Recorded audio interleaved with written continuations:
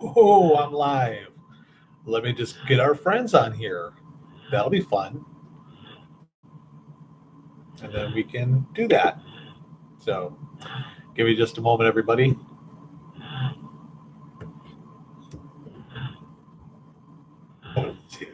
This part isn't actually live. Nobody's seeing this. So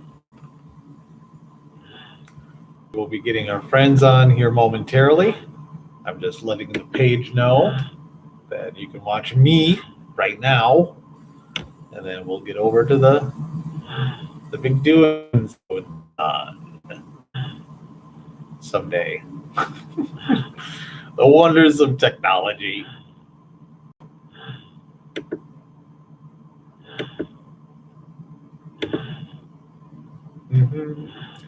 This part's fun.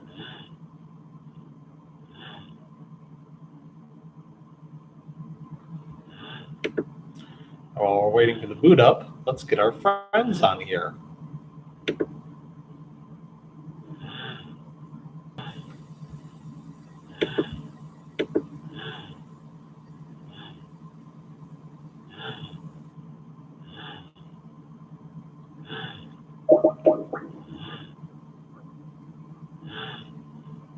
Hello. Tros. Eddie. Hello. Sabe you can.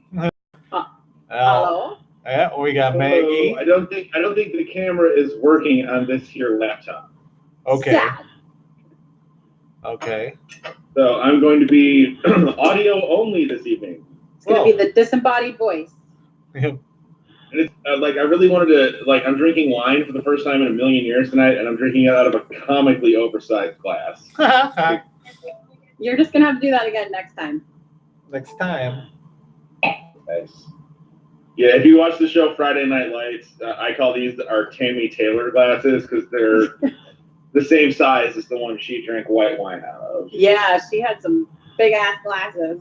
And these are some Tammy Taylor wine glasses. I filled it half full, and it was like a third of a wine bottle. Now you're speaking my language. I usually drink mine. My favorite wine glass says Big Gulp on the side.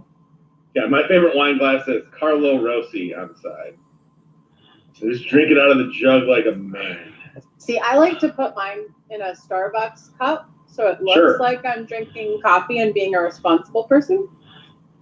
But really, I'm getting drunk. Yeah, really? That's how I roll. So, I heard this thing today, and I don't know how close it is to where you live, Mags. I heard this thing about the Winchester Mystery House. Which I've always known about it, and I just thought it was a crazy rich.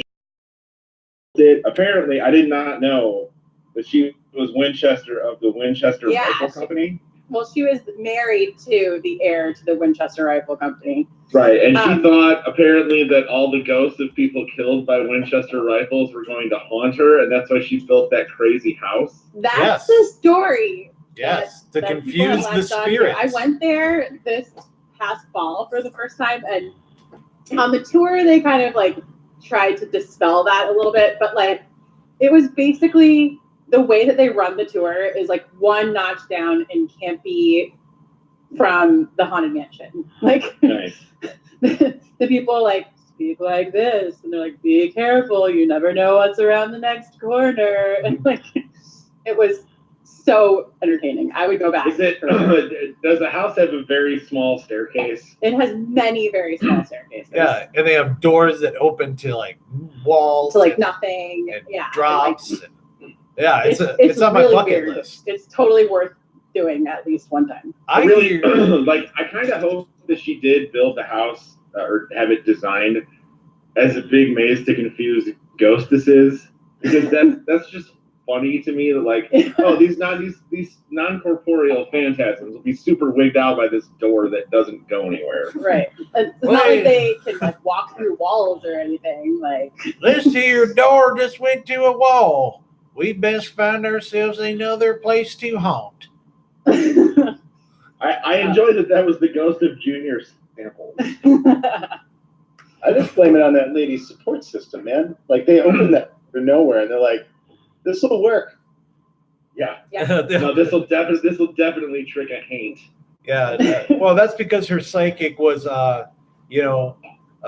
Madam Jezebel, psychic reading and contracting company. Right. You will go see my she brother. Had a He'll special give you room nice. just for seances, Yeah. and in the special seance room, the walls are painted this like green, like bile green, and just like being in there makes you feel nauseous. And That's you're the like, spirits. I could totally see why she felt all uncanny all the time The having these seances, because the color of this room makes you want to. If she was scared of ghosts to the point where she needed to build her house as a big maze to keep ghosts from haunting her, why didn't she have a seance room? Well, you know, like Because they wanted to I'm know. gonna be a little nerdy. For a second. A little. And Goddamn. this is a preemptive, check it out. But I kind of like geek out on all the like 19th century like spiritualist stuff. Sure. And you know, they thought that if you could have seances, then you could appease the spirits, basically. But there's this really interesting book called Ghostland, and it has a lot about like 19th century spiritualism and stuff, but also just like how the ghost stories that are sort of specific to the United States reflect anxieties in our culture and throughout our history. It's really good. Yeah. Read it. Yes. Don't take my word for it. Don't take my Check it word. out. That's right. Have you ever wanted to read a book about spirits?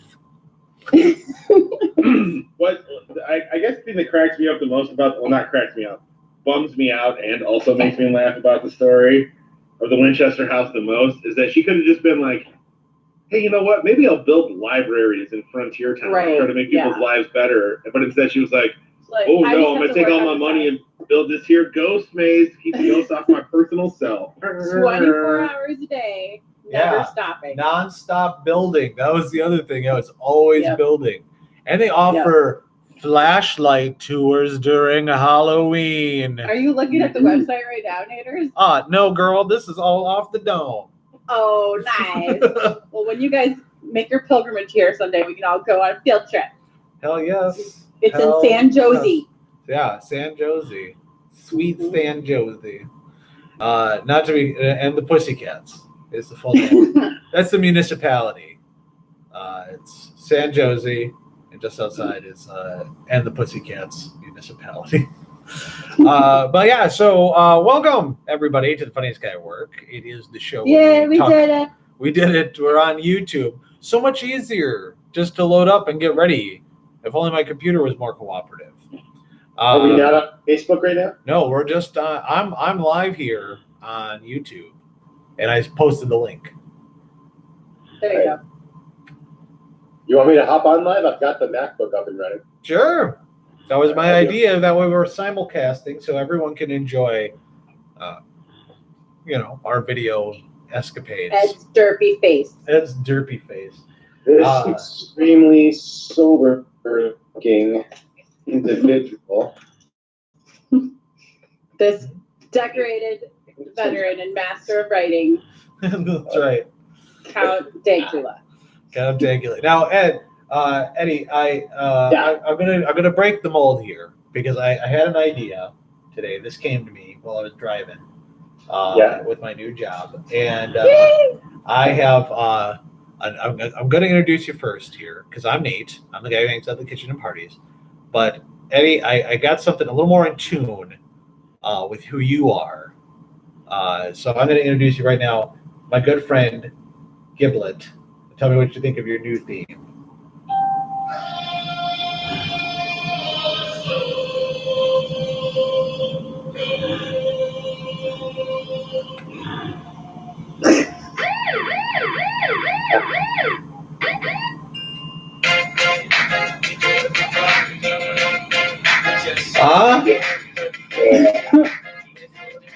That's how Giblet do. He shakes his tail feather.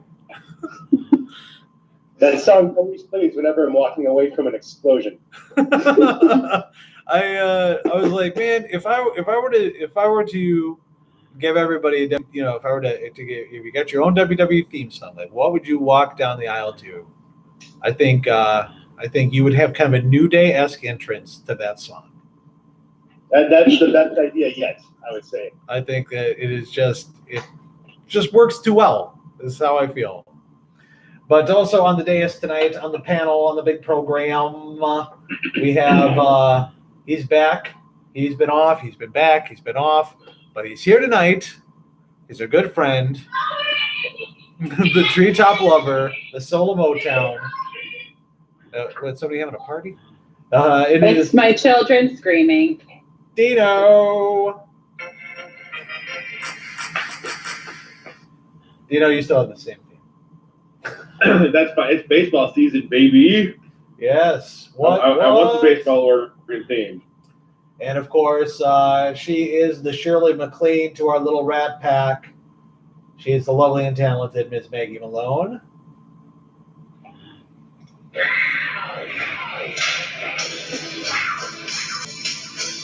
And that will be your theme, unless I decide to officially change it over to the Ally McBeal theme. We'll see what happens. Ally McBeal. I think something more on point for Maggie might be something more like something more socially conscious, maybe something by Arrested Development, Mr. Wendell, perhaps. Mr. Wendell. Mr. Wendell. And current. That is Mr. Wendell. Mr. Wendell. is Here, homeless. have $1. No, here, have two. Hey. I'm going to try to keep myself muted as much as possible so you don't have to listen to my children screaming. Now, are they, is this the weekly punishment? You mean the hourly punishment? Where you remind them that there are boarding schools in Switzerland and they can apply. There are scholarship forms filled out. Yeah. I think I'm going to have to pay any school to take them because they're very bad. They're bad. They're such bad kids. Those kids are naughty. Oh, man. Hi. So I gotta tell you, guys and gal, it is not pleasant weather here in West Michigan. Dino, what's it like over in your neck of the woods? Cold and windy. Cold and windy. Yeah. See, over here we have It's snowing there? the dreaded S word. It's mid-April. Yes, and I'm also below the bridge. That should not be happening. It should be. That's a reason I moved away. Yeah, it's I don't know if that snow is supposed to hit us. It's because the overnight low tonight here is 35. Yeah, I mean it's not. It's obviously there's no accumulation. The ground is far too warm. But to watch those white flakes hit the ground in April just fills me with an unbridled rage. Nate, are you going to ask me about the weather where I am? No. No.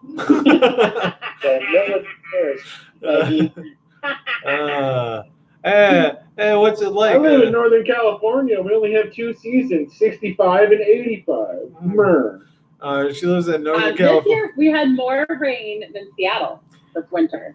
Yes. Fun fact. So tell me, 38% chance of mudslide today where you are? Yeah. Is that? No mudslides today, only, when it warms up and dries out, then we have the fires. Then it's fires. Do you want to build an ashman? It doesn't have to be an ashman. That's what your daughters sing to each other through keyholes. And then you have to explain to them what keyholes are and what they are for. See, a long time ago, we didn't have Alexa lock all our doors because we live in Northern California. So it's all cybery techie out there. We don't use plastic keys like a fancy hotel. Yeah, no card keys. We just use our eyes. Now, as I talked about before, my kids, my oldest son, I got him into Brian Regan this week. Nice. Good choice. and he's really enjoyed Brian Regan a lot. He's watching Brian Regan's show, so that is my preemptive check it out for you. It's called like Up and Go Away or Stand Up and Go Away. It's on Netflix. It's basically a Chappelle Show, Key and Peele thing where he does some bits and then he shows a sketch and then he does more bits and so on. It's it's a half hour long of that. So it is it's a lot of fun and of course ridiculously clean because it is Brian Regan. The epitome of hyperbole, I think, is a textbook. Like if I wanted to show somebody the platonic example of how to do a stand-up set, it'd just be that. Oh yeah. It is that is a great. It's not on Netflix anymore though, because they only have the latest special, and I was really disappointed because I wanted to show it to him. But I guess because isn't that the one where he talks about Bow Wow in the kid's book? No, that's what. How did somebody hear that as a dog's bark? Yep. Arf arf, Bow Wow. Yeah, it's good, clean comedy, good for everybody. So, but yeah, I'm pretty excited for me this week. I'm going to toot my own horn here. A sketch that I had in the old noodle, just percolating. I wrote and turned in for my writing class this week, and my instructor loved it so much. She had one note because at the end of the sketch, it was the sketch where a guy goes to a supermarket and does all of the lame jokes at the supermarket. At the end, the cashier can't scan an item, and he says it must be free. And so the cashier and the bag person both laugh hysterically as if they've been given Smilex poisoning. And the manager comes over and also laughs hysterically, and they insist that he take the groceries for free because he's the funniest man alive. And then Rod Serling comes out and explains, a Rod Serling-esque guy, and explains how this guy told the wrong joke in the right line of the ironic story zone. Of the what zone? Sorry, you clipped out. Ironic story zone. And my instructor liked it so much, it was like, the only thing I would do is I would put the Rod Serling character at the front as well so that people understand the joke better. And she was like, other than that, she was like, add that in, and I'd like to do it again as a table read next week. And I was like, boom. I disagree with that criticism. I think it's better off the way it is. Well, you see, I also agree because everything I read is pure gold. But but she made the point that you have to remember that you have to write for everybody. So you have to. I had the opening Rod Serling appearance would be for the dummies in the audience. Really, that's what it's for. Don't forget the dummies. Yeah, but I also wrote her today, and I was like, because my class is winding down, and the second class starts very shortly, next level. And I was like, hey, I'm thinking about taking the next step up. I was like, do you think that do I have the chops? Should that be something I pursue? And she was like, oh, absolutely. She was like, yes, please do it. She's like, you do a great job with your premises and everything. She was like, the next level will only help hone your skills, and I think you'll like it a lot more. Because I was explaining to my wife, and because I was like, she was like, well, you don't seem to work very, like you don't seem to put a lot of effort into this class. And I was like, it's because it's kind of easy. Like, write a 7-page sketch. And I'm like, I've got like 50 sketches in my head waiting to be written down. Next level of stuff that I haven't done before, that's where, it'll probably be a little bit more challenging. Hey, sometimes all class is deadlines, man. Yeah. So, I just wish that I could just attach the pen right to my heart, because that's where all the writing comes from. Just pen to heart, and then write right from there. Oh, that's so beautiful. That's what Brian said to Ernest Hemingway when they went back in time, and then Ernest Hemingway shot himself in the face. I loved it. I really like that direction where Brian went from being an intellectual to just being a incompetent douche. I love that the evolution of the Brian character on Family Guy. And on a certain level, he gets it as bad as Meg, and it's quite funny. yeah, because he gets it from like, you know, because everybody in the family pretty much like, you know, well, I should say Peter loves Brian. So he's always supportive of Brian, thinks Brian's super cool. But like everyone else, because he's, you know, Peter's best friend, but everybody else will gladly call him on his shit, especially Quagmire. And I love that. And Yeah, their relationship is my favorite. Second only perhaps to how everybody just kind of tolerates Joe. oh man. Oh, the episode where he explains that he made poopies. Where he just, I'm gonna look you cold in the eyes and say, I made poopies.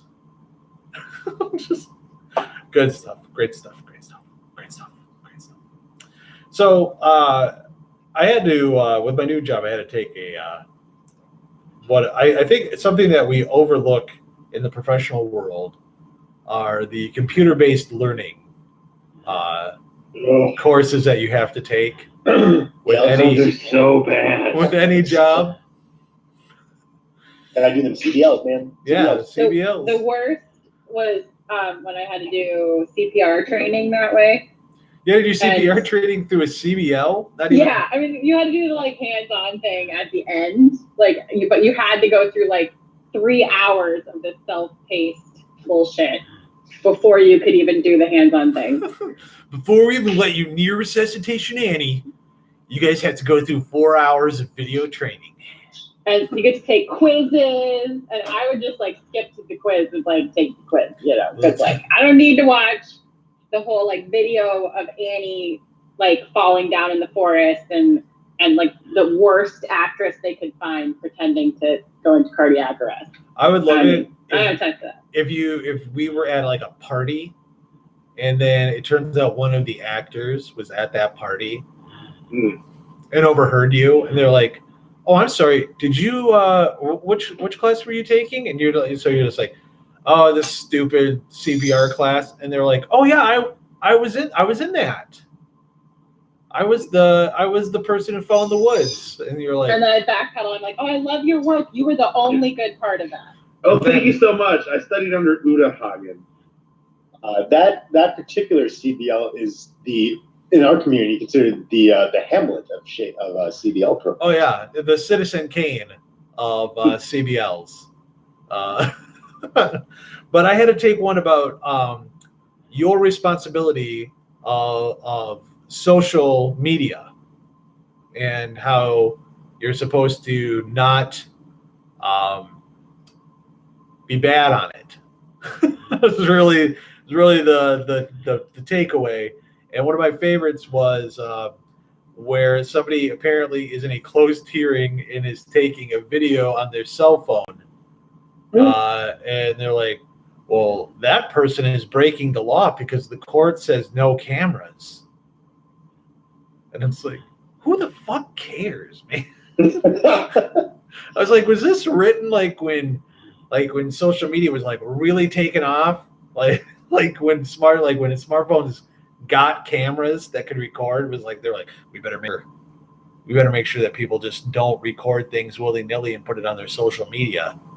Like confidential meetings, and then show these meetings, and then our competitors see them.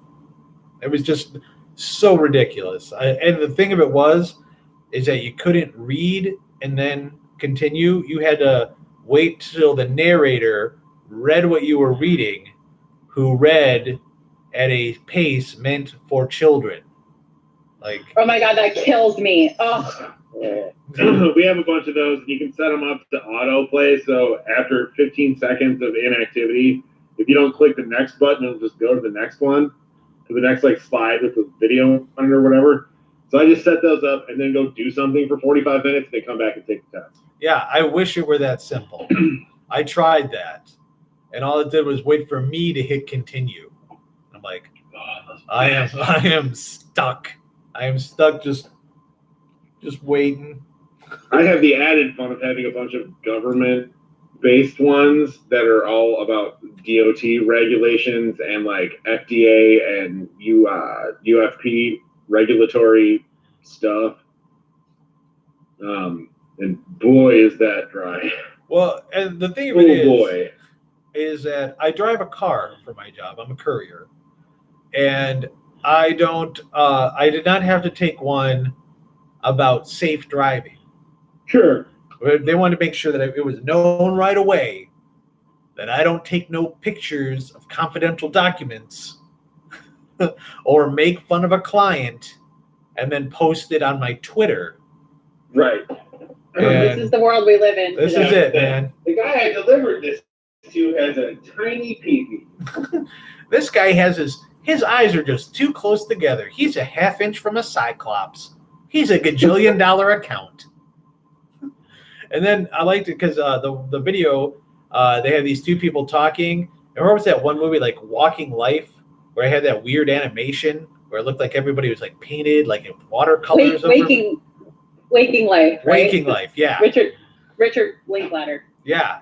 That's what Yeah. the art looks like for the videos. Is everything is out of Waking Life.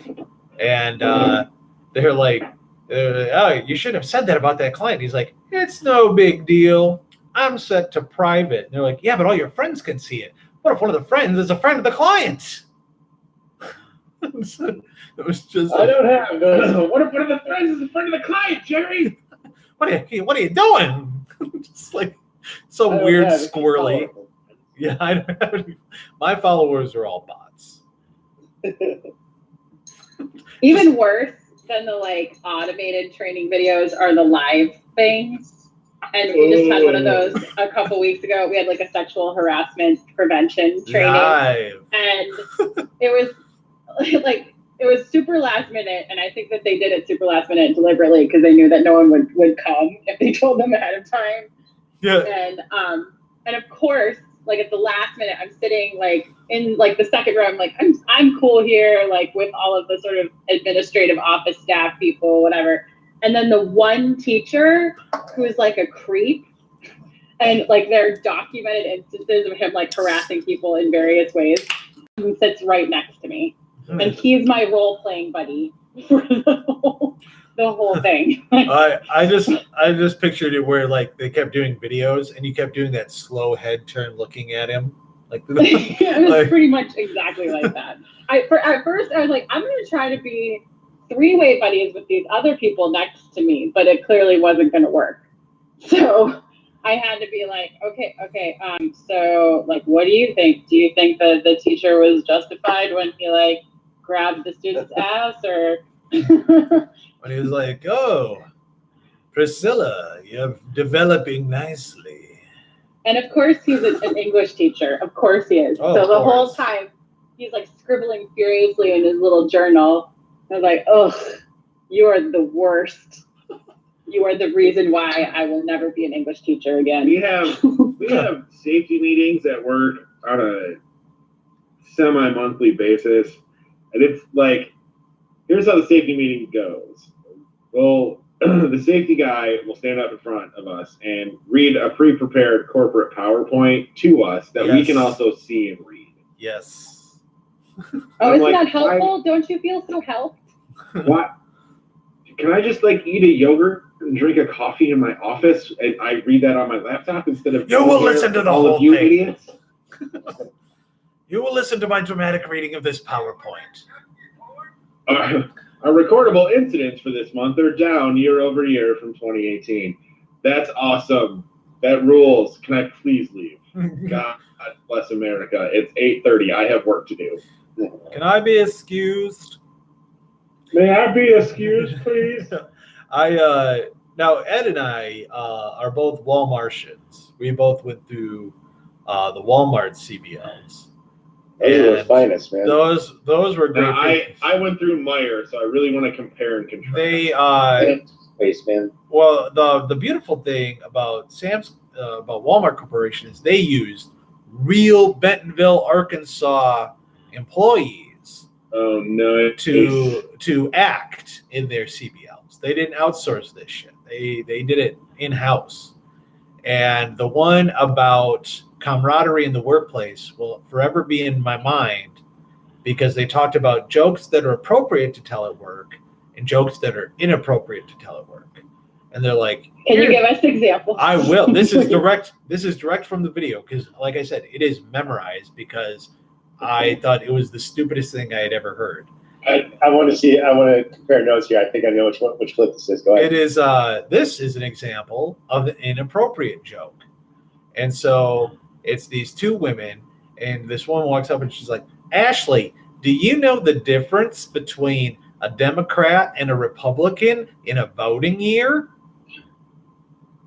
And that's it. It's like it's not even a joke. And I was just like, well, they vote for different people? I was like, I really Wait, I kind of wanted to hear the punchline. Yeah, I'm like, that's considered an inappropriate joke? yeah, because it's political. It's political. It's divisive. And so they're like, here's an appropriate joke. And so it's the same too. It's like, Ashley, my niece told me the cutest joke. Knock, knock. Who's there? Interrupting cow. Interrupt moo. No. Yes. Do they want their employees to be 7 years old? Yeah, and then the other one's like, that is funny. And What I hey, Ashley, Want to hear why my was example? Six afraid of salmon? yeah, because Republicans are the best. Here's the example I remember. It wasn't actually from the joke one. It was from the racism one.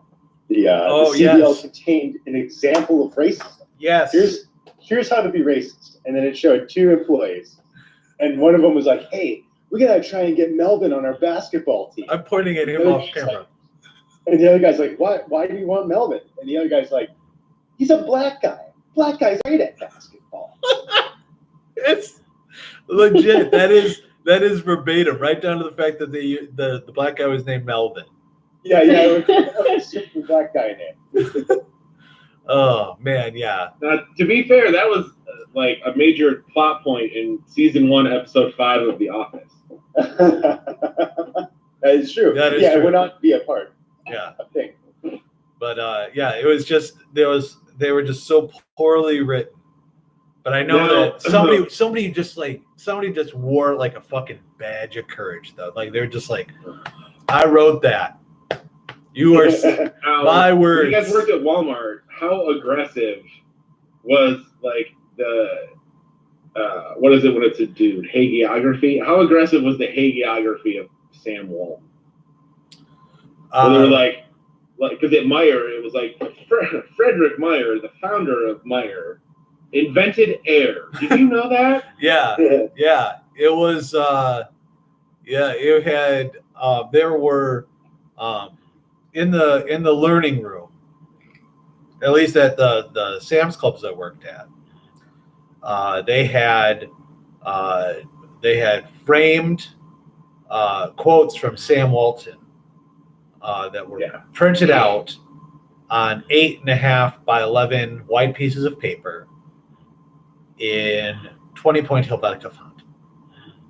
At least they use Helvetica. That's a decent. It's a decent. Yeah, it's not like it was written in Comic Sans, but I mean, it was just so plain. It was like black frame, white paper, black lettering, and my sainted mother, Andrea Larson, says hello, FGWers, and we say hello to you, Mother dear. And and my favorite one was the Sam Walton quote. And by the way, every quote underneath said Sam Walton, as in like, don't be confused. That wasn't Mahatma Gandhi.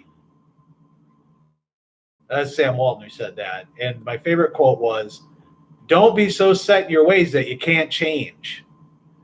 Well, yes. Pearls of wisdom thrown down from Mount Walton. Jesus Christ. It's like not even an aphorism. It's just something a regular person says. Yeah. Like I believe next to that one was, when you're thirsty, try a nice glass of liquids. Yes. And next to that one was no unions. Yep. My Unions favorite are one ruining was it. my favorite one was hang on now. Hang on now. That's Yeah, all it and then said. there was, No, it where did I didn't. put my key? No, it said hang on now, and it was actually Sam Walton holding onto a branch. And there's a little levity in the old Walton break room there. Oh man, if only that were a fucking thing. If that were You went out and sue those cats. sued the litter box right out from under them. God, it's just so like yeah. So CBL learning, it'd been a while because when I worked at my old job here, in Garbage Town, I did not have any formal training. So even though I worked around machines that could crush me if I were not careful, it was very man. catch can. As much as I bag on like our boring ass safety meetings, the safety culture at your previous job sounded just like Bad News Bears, man. Dude, did you have an exit interview? I did. Oh, I want to hear what you said. Yeah, well, I can't go into it, obviously. Right. Because, So, well, I'll summarize. He put down a boombox, pressed play on it, and then the Degeneration X theme started playing. And it was just 10 minutes of Nate crotch chopping, and that was it. no lie, That would be appropriate. my exit interview was 45 minutes long. And the first thing I did, because I knew it was coming, they told me I'd have an exit. You had a few things to say. I did, because I pulled punches. Well, the first things that came out of my mouth were, is this going to get back to anybody before I leave? I was like, I don't want my last 3 days to be a living hell because I'm telling you the truth of things that you probably don't know are happening right now. You should have asked. You're like, I know this is the sanitation industry, and I know what that really means. So can you put me in the witness protection program if I talk about what happened? The here? waste management business. It was. I laid it all out. I mean, not since when I left. When I left the banking job, they tried. Like the bank that I worked for was notorious if you were to be let go, tried to make you feel 3 inches tall when you were leaving in your exit interview. And I was actually getting released. I was set to quit like 3 weeks prior to when they let me go. And they said that I was taking 17-minute breaks. And that is why that they were letting me go, because I wasn't paying attention, and I was taking too many breaks, 17 minutes. And That someone clocked you while you were taking a potty break. It was known that plus I was on my way out, so I didn't really care. But they were like the head of my business, like the manager, sat down. And I was seated next to another manager. They didn't tell me why I was there. They just sat me down together. But I knew what was happening. I'm no idiot. And so they're like, yeah, we're going to talk to you about some things, And I was like, wait, are you firing me right now? Are you literally firing me today? And they're like, well, why? What do you think you should be fired? Well, why would you say fired?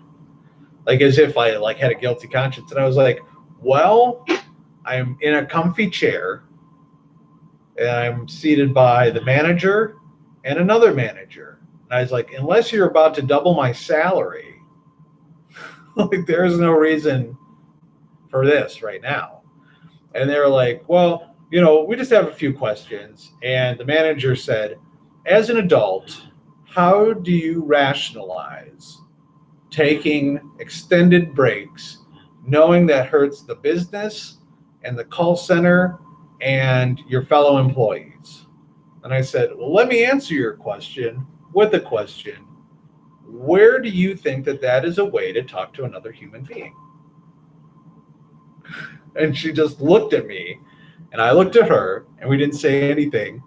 And like, Sick. and she just and she was just like, well, I just don't think this and that, and she was like trying to justify it. I was like, look, I know you're not, I know why you're really firing me. I was like, I don't sell what you want me to sell, and I'm not playing your game, and you don't like it. And she's like, well, that's not it at all. I was like, really? And so I cited like 4 other people who had gotten fired before me. I was like, all of those people were exemplary customer service people. I was like, the last guy you fired was in the finals of your own stupid contest of who was the best at customer service. And you fired him because his sales weren't good, but he was great with customers. I was like, so don't sit here and feed me a line of bullshit because I take 17-minute breaks. And so the other manager, like we were just going back and forth, and the other manager was like, guys, I think we need to cool off here for a minute. I was like, listen, man, if you're gonna fire me, just can we sign my papers and go home? Judge Judy's on in like 20 minutes. I had no cares. But however, my nightmare was realized because I always told Sarah, I was like, if they ever fire me from this job, I pray it's the day that I get to take the car so I don't have to stand there with a Formica box of all my shit in the lobby waiting for you to come get me. And it just so happened that day, Sarah had the car. So I called her phone from the lobby because I didn't have cell service in the building because it was all made of concrete. And she was like, hello? And I was like, it's me. My nightmare is happening. I'm in the lobby with the Formica box of all of my shit. Please come get me right away. Just get here as soon as you can. Because every time somebody came in, they were like, oh no. Oh. They fired you, huh? You should write a sketch about that. That's gold. And like I told the one person, because I was really happy to go because that job was really stressing me out. And I was like, I almost brought a 2-liter to work today. Glad I didn't, because I wouldn't have needed it. She was like, God, you're such a smart ass. I was like, could be part of the reason. My favorite exit interview happened on my front porch because I quit and went home, and the crazy people who I worked for followed me there. That's nuts. So they followed me to my house. That's nuts. So were trying to get me to come back to work. They were so crazy. It was at a graduate school for psychology. So they were all psychologists. They were constantly like mind fucking all the employees, and like everyone was always crying. Here at Psychology University, we believe in gaslighting. Yeah, no, it really was. And one day I just had enough, and this is a long story, but so I sent an email to everyone being like, I'm not putting up with this toxic crap anymore. And I went home, and they literally followed me to my house. Yikes. It's just like how is that legal? Maggie, it's not legal. This is the police. Only one kind of. The exit interview is coming from inside the house. And I was like, I'm not going to work for you anymore because you're unreasonable and you're manipulative and you're crazy. And I closed the door in their face. And they're like, that was the end. They're like this. They're like, I sense a lot of hostility. Can we talk about this? My first day on the job, I came home and I sat at my kitchen table and sobbed my eyes out. And I was like, I have made a terrible mistake. Yeah. My mom said that's not a job. That wasn't a job. You were in a cult. It literally was. Were you a Scientology psychology major? It was like a sort of woo-woo, like spiritual psychology kind of program. And my job was in admissions, and I was supposed to kind of lie to people about what the program was and like deflect questions about its accreditation and how much it was going to cost and how long it was going to take. And literally like people were quitting and like turning over their desks and throwing papers everywhere and like just storming out like weekly. Oh man. It was so crazy. Oh, I would have loved to just job shadowed there for a day. Just to watch it all happen. Hey, there we go. Hey, he's back.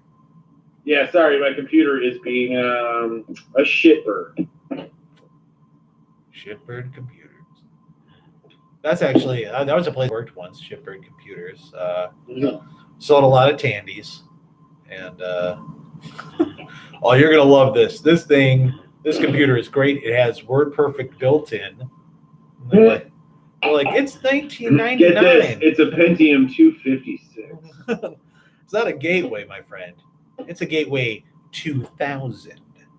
Whoa. It's not even the year 2000 yet. That's how far ahead of the game we are. Yeah, I have a cell phone now that is about 6 times as powerful as the $2,500 computer I took to college. Yeah. Oh yeah. That like nothing. Like I have to. I actually try not to think about my cell phone in that way because it blows my mind. Even it's one of those things that like reveals my age, where I'm just like, right. I'm holding a thing that I can do. Like I can do infinitely more things than the computer that I sat at for hours and entertained myself. I could play Doom on my phone. I play with the right app loadout. Like my cell phone is almost a tricorder. Another time we would be gods. I or actually burned at the stake for this witches. I had a Ziggy app on my first smartphone that looked like the Ziggy palm reader that Al used on Quantum Leap, and if you would smack your phone, it would even make the noise. Nice. Now, see, when you said a Ziggy app, I was thinking the comic strip Ziggy. That's what I thought too. All it is a GIF of him just saying at the complaint department window, saying, "I wish I was a little taller." GIF. Yeah, I said it. That's how I pronounce it. Come at me, bro. You're getting ringooed. Well, I had to talk about GIFs today. If I was going to be ringooed for saying GIF, I would have been dead so long ago. Ringoo you. Getting ringooed.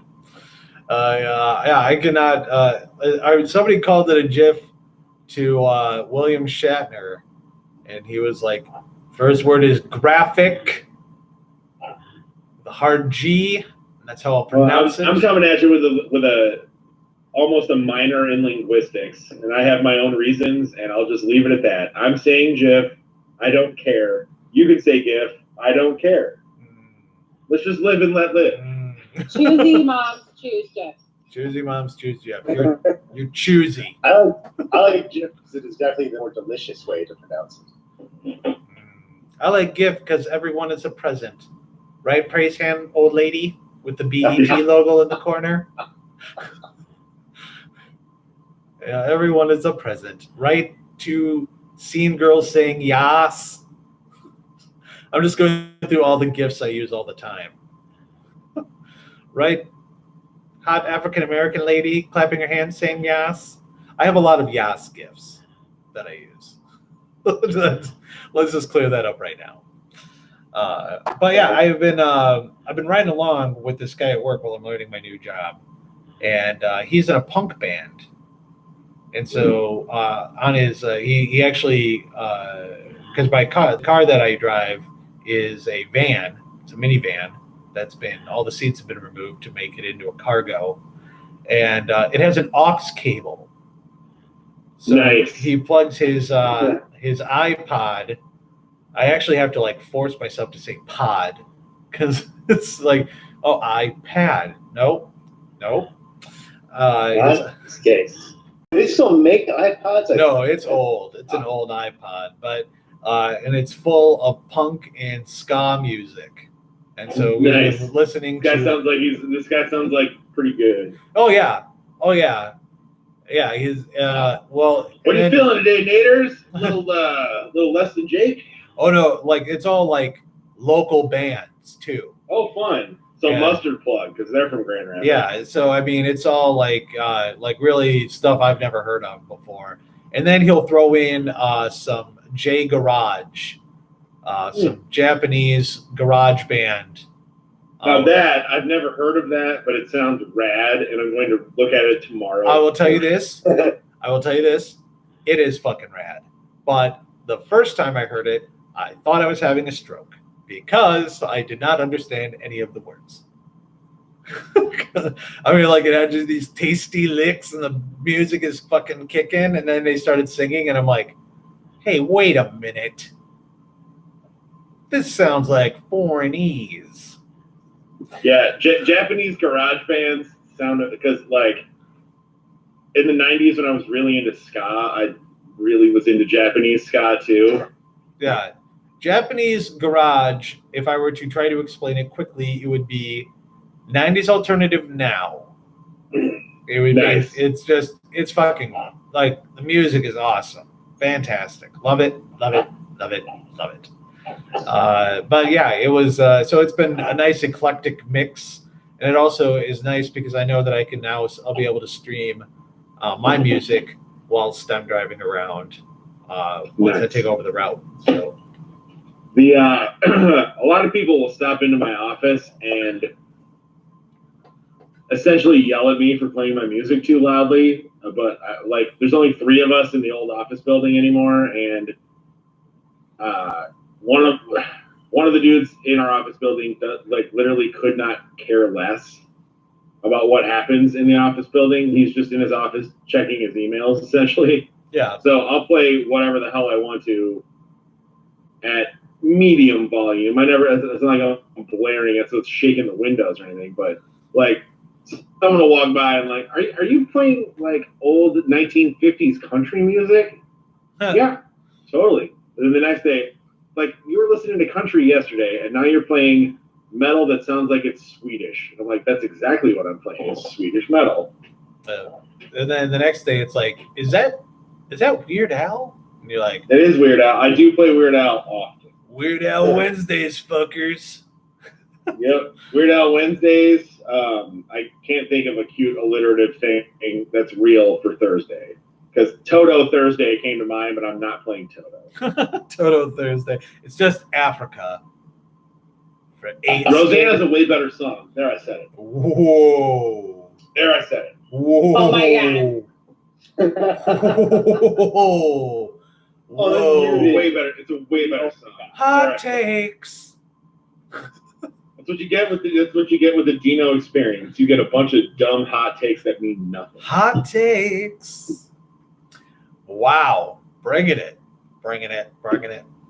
Man, I'm reeling. I'm reeling so much. We got to play a game. We got to bring out a conversational sorbet to cleanse the palate after that hot take. Let's play the Multiverse's #1 party game. I give each Toto song equal weight, says my mom. They're all good. They're just All 2 of them that everybody knows. They're all 2 of them that everyone. Wait, isn't there another one? Hey, toe the line. Oh, that is a Toto song. Yeah. That's a very good song too. That's better than Africa also. Shut up, Franz. Uh, Let's play the Multiverse's #1 party game. It is, hey, what you drinking? You go around the room, you ask everybody what they're drinking. Kids, ages 1 to 92, come on in. Under 1 and above 92, GTFO, man. Game for you. And so if you want to play, you got to understand Human Basic, which is UK English or American English. Here we call it an elevator. Over there, they call it a lift.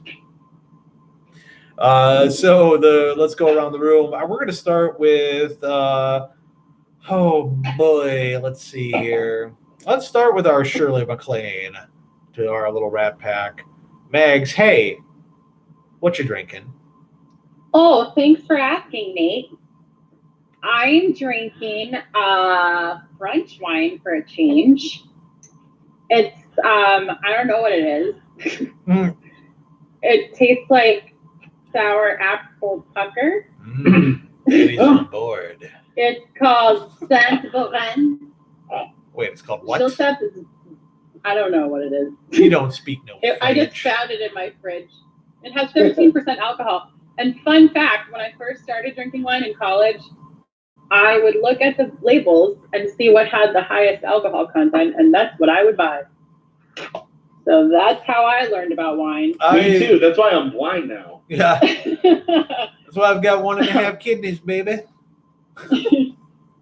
After my spring break, I literally, one morning I woke up, I was like, I think my kidney is hurting. I've been drinking so much. I was with my sister in Portland, and she's a bad influence. And I woke up one morning, I'm like, I hurt my kidney. Yeah. So Which sister? I'm living my best life. What was that? I'm not sure. It's Dino. Wait. Said he was going to drink some wine. Wait. What sister What? was it? What sister? Oh, what sister? Yeah. Which one do you think? The bad influence one? That would be Kate. I don't know. Some would say it was actually our little sister is a nice one. You know the Margaret Cho routine where she says every group of 3 women has the smart one, the sweet one, and then there's the hoe. So my sister Jessica is the sweet one. I'm the smart one, obviously. Wow. And my sister Kate is the hoe. Now Kate is also the tallest one. She is the tallest one. She makes me look short. Kate is 6'5", if I remember correctly. She is 7'1". Wow. She is. I mean, just in comparison, though, it's like when she stands next to you. She makes me look short, and that doesn't happen very much. It is. She is very tall. I once asked her to prom. You took my sister to prom? No, I said ask. Oh, sad. Because I said, come on, Kate. Take me to prom. Sorry, I have a hot date with Johnny Patrick. Well, I was like, take me to prom. It's always been my dream to take an android to prom. And, I'll go to prom with you. Well, Let's go. Too late. Now. But yeah. I'm gonna give her crap the next time I talk to her. She missed a golden opportunity. Well, keep in mind, I was also graduated. So it would have been. Oh. It was her senior year. That's hot. Oh, come on. Let's make a splash. All right. Enough about my bad influence sister. Let's find out what Dino's drinking out of his giant goblet. Yes, I'm drinking out of a big-ass Tammy Taylor wine glass. Some Parker's Estate semi-dry Chardonnay, which is redundant because Chardonnay is semi-dry. I was going to say, sweet Chardonnay, you don't run into that very often. Yeah. So, yeah, no, it's good. I won it in a raffle, the wine. Oh. And the glass. Free wine is the best wine. So, yeah, I always say that's what I had laid around. Didn't really feel like beer or whiskey tonight. This is what was there. So that's the best. It's pretty good. It was down to that or cooking sherry. Actually, I do have cooking sherry and both kinds of vermouth. And you're like, I'm not Graham Kerr, so I'll drink this. Hey, everybody. And the award for oldest reference possible tonight. And the Radio for Two award goes to Brandon and me. It's pretty good. I don't drink a ton of wine. I just like kind of dry white wine. If I drink red wine, one molecule of red wine will give me a headache. So, yeah, I ran into people who say that. Now I usually that's a thing. I get a headache the next day, and I'm like, why did I go with 3 bottles? Let's do. I should have stopped at that second one. Now, Megs, my sainted mother said when you talked about buying your wine by alcohol per volume, she said, "Yeah, Maggie, you and every other underage drinker." That's right. And it is true. I found myself to be very sophisticated. I was like, I'm reading the label. I'm doing my homework. I'm researching my options. It's economics. You were being economical. And I would often drink it right out the bottle. Yeah. So there you go. I'm a classy lady. You're also being ecologically conservative because you're not dirtying a glass. I was ahead of my time. Really. Yeah. Look at you. And that's why I drank a lot of 5 o'clock vodka when I was an underage drinker. Because that's 14. That's 14 and a half per dollar, baby. Yeah, I drank also a lot of, and I drink Sunny D because you know what? I love vitamin C. It counteracts the alcohol. That's a little known fact. Yeah, come on. It's got vitamins in it. Cold and flu season, man. Yeah, I drank an unconscionable amount of 5 o'clock vodka and Beam's 5-star whiskey as an underage drinker before I got money or class. I would literally buy the cheapest, highest alcohol content I could Or if barring that, best decorated label. Yes, I spent a goodly number of nights at your old house that you and Derby had and Ice Cold, who lived in the basement. Yes. Had rented, just drinking 40s of Schlitz Red Bull or Blue Bull. Well, it was. Because you could buy 3 of them for like $4. Bull Ice was the name. Bull Ice 40. No, I drank Schlitz Blue Bull because the gyms usually had them 3 for $4.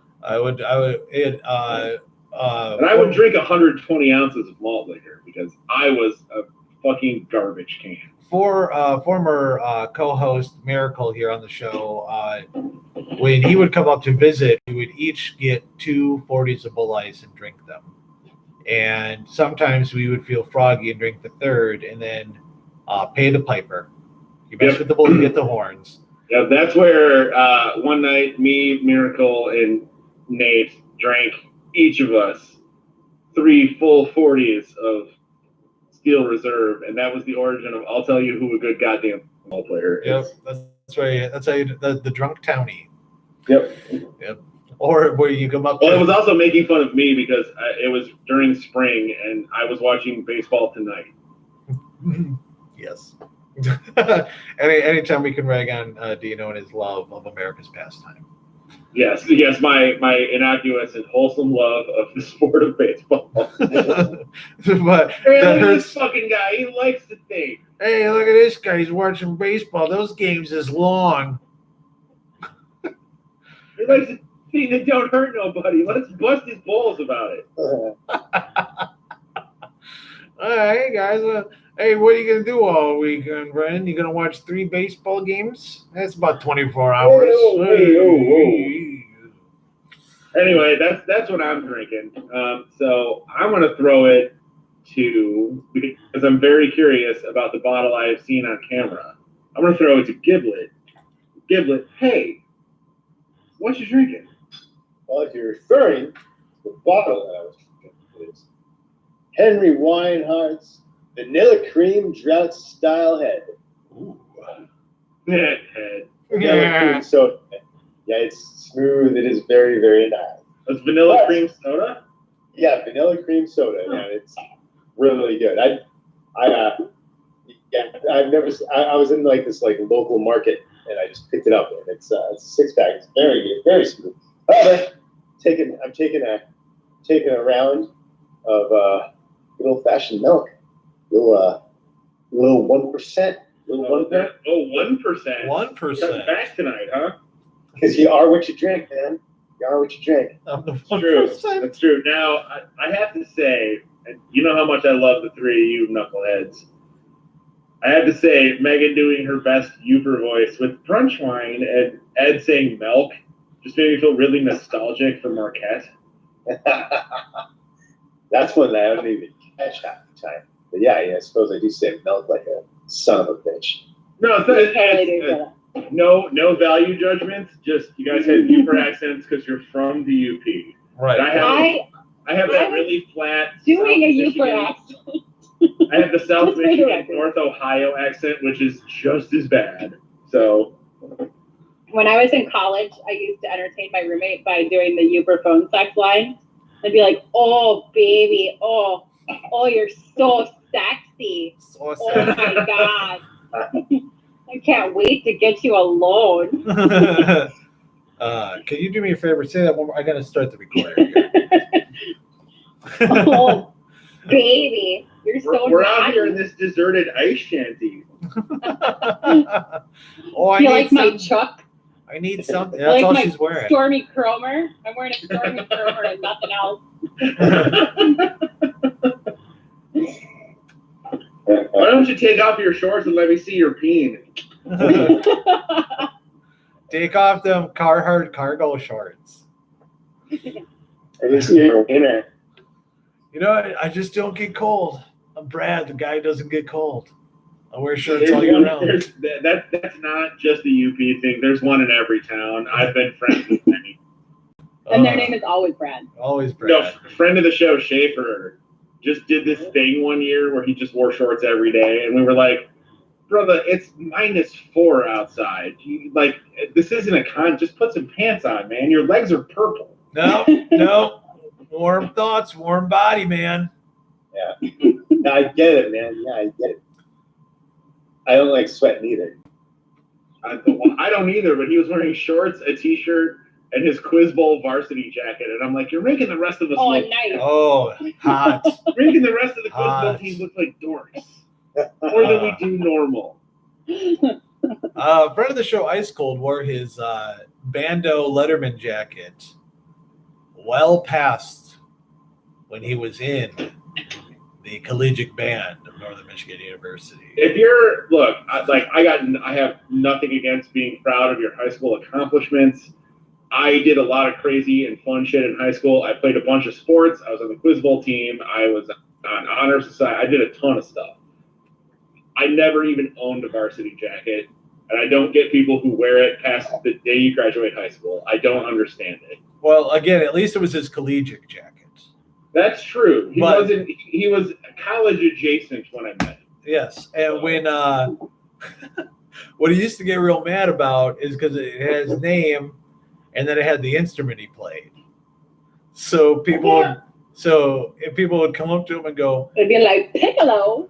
"Oh God, if only," they come up to him and they'd be like, "Oh, is your last name Trumpet?" Oh, hey. How you doing? I'm Ice Cold Rick Trumpet. And he'd get so mad. He'd be like, "Yeah, like I'm gonna put my first and last name on my Letterman jacket." We're just like, "Yeah, that's the problem. That's the takeaway. that guy's weird." Yeah. Like, I know I'm probably coming at this with like that terrible layer of ironic detachment that everybody our age has, but like, don't try so hard, man. With your varsity jacket, like, just don't try so hard after you turn 18. Nope. I wanted to, because they gave out letters for theater, and I begged for Smitty, our high school theater coach, to let us have letters. I was like, please let me letter in theater, and she was like, we don't have money for letters. Yeah. I was like, can you give me the form, and I will buy it myself. When I think about Mother of Smitty, God. I always picture her smoking a cigarette, although of course she wasn't. But doesn't she just seem like she should have been? Out of Like one of his- those long cigarette Yes. holders, like Yes. an SDR cigarette holder, like Cruella I DeVille. presume. Yes. I always pictured her as the lady who does the civil service work in Beetlejuice. Oh yeah, that's. She was the spitting image of that chick. Oh yeah. I say also The, a nice Miss Hannigan from Annie. Yeah. Nice Miss Hannigan for A me. nice one. I was in theater in high school also. It should come as no shock to anyone. And I had to quit South Pacific, which we were doing. Because I was too racist. No, actually, he because said they- not like, racist enough. the Quiz Bowl team made states, and both Yes. performances were during the states competition for Quiz Bowl. So I was like, well, I gotta Chose quit, wisely. and I'm sorry I have to quit, and I deeply apologize, but my 14 lines can probably be taken by someone else. My 14. Right this way, sir. Yes, sir. Understudy. I was playing the colonel who runs the base in South Pacific, or the captain who runs the base. I would also The Navy. accept for Smitty a slightly blotto Ms. McGonagall. Yes. Our drama teacher / person who ran all the plays would just yell all the time. All she did was yell. That was our choral I mean- teacher. Oh God, yeah. Oh, she was the worst. Oh. She was yelling. So my when I was in 5th grade, she like transferred over and was also teaching 5th grade music at the time. That is not a good idea. Our class hurt her so badly that I think she might have had to take some medical leave. And one day she like freaked out at us and she said, "You turned me into a witch and a bitch and everything else." And we were all 10 years old. You know, we're like, that actually does. That helps me reconcile some of my childhood because I have a firm belief that every elementary school music teacher is a sociopath. she sent our entire class to the office. She was like, "All of you, every single one of you, go to the office." And we got there and they were like, "What are you all doing?" What happened? Well, we did want to sing "My Country 'Tis of Thee" for the 40th time this year. So she sent us down here because we were like making boner jokes because we're 12 and that's what we do. Somebody It was farted mostly and it all fell probable apart. friend of the show, Kevin Gerard. It was Kevin Gerard. Probable friend. Not confirmed enemy. I think it's an important part of a child's development to watch a teacher have a full-blown emotional meltdown. I think, yeah, it's a sobering. It's a like honestly that prepares you more for the real world than any of the bullshit True. they try to teach you. For when your boss follows you home when you quit a job. Yeah, when your boss follows you home, or yeah. Did that actually happen to you? Yeah, no, for real, it happened to me. Yeah, That's crazy. Bananas. That was when you were off. Yeah. You Oh, guys yeah. know that story. Yeah. No, they followed me home. They were nuts. Yeah. I was like, I can't put up with your mind games. balls. They followed me to my porch and were like, "Come back to work, please." I'm like, oh my God, never again. One of us. Yeah. And then they threatened to sue me after that. That was That's always a nice move. yeah. For poor porch construction? Like, Yeah, for quitting with no notice. That's kind of vinegar, man. Yeah, it was a special time. She never finished her gruel. She refused to wear the robes. Did you guys watch the first season of American Horror Story, the Murder House one? No. The office was kind of like the murder house from American Horror Story. Like you could tell there was just an evil, like in the office. Yikes. Yikes. Like, I call the old office building where the three of us remaining people are sort of sequestered, like us weirdos. I call it Scumbag Corner because all three of us are kind of dirtbags, and I'm fine with it. I'm calling myself a dirtbag. It's fine. I can see and like that. the upstairs office, if you go up there, like everybody's really quiet and tense, and all your communication is terse upstairs. But they'll come downstairs just to hang out with us and like make dick jokes and laugh. Huh. So, but wait, I think you learned in your computer-based training that is not. Yeah, an that's appropriate not kind of cool, joke. dude. Dicks are not punchlines. Yeah, but when all right, first he's talking about dicks, now he's talking about butts. Making the Yeah. joke, I can't. That is not. fine. No, you have to participate. You have to. Yeah, I'm And sure. our engineer will literally walk by my office, our chief engineer, and like fart in my doorway, and then just go, "Nah, crop dust," and then leave. I'm like, well, I'm going outside now, you jackass.